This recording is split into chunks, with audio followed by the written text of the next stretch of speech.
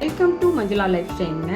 இன்றைக்கி நம்ம கருவேப்பிலை சாதம் செய்ய போகிறோம். கருவேப்பிலை பொடி சாதம் செய்ய போகிறோம்.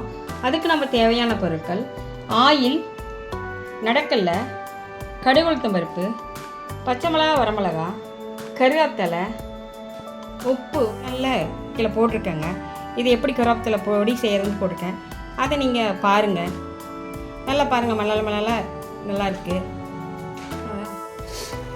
இப்போ கருவேப்பிலை பொடி செய்கிற பாருங்க. அதுக்கு தாளிச்சுக்கலாம். தேவையான எண்ணெய் ஊற்றிக்கலாங்க, ஆயில் ஊற்றிக்கலாம்.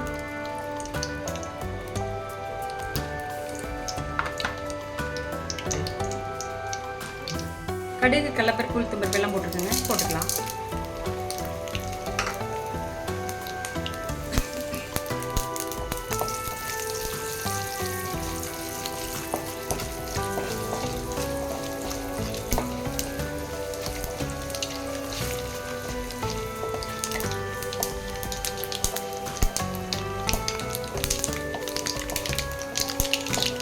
ரெடி ஆயிடுச்சுங்க.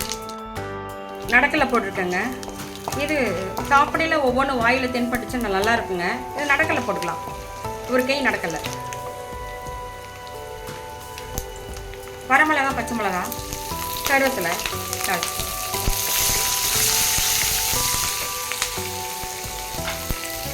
நாம் ரெடி பண்ண கருவேப்பிலையை பொடியை நம்ம இதில் போடுறோங்க.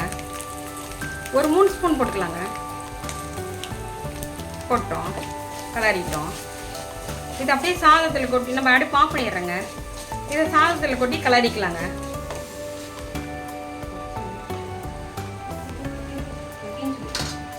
கலரிக்கோங்க.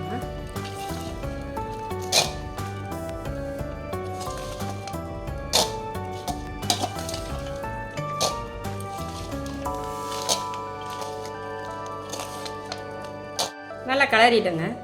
கருவேப்பிலை பொடி சாதம் ரெடி ஆயிடுச்சுங்க.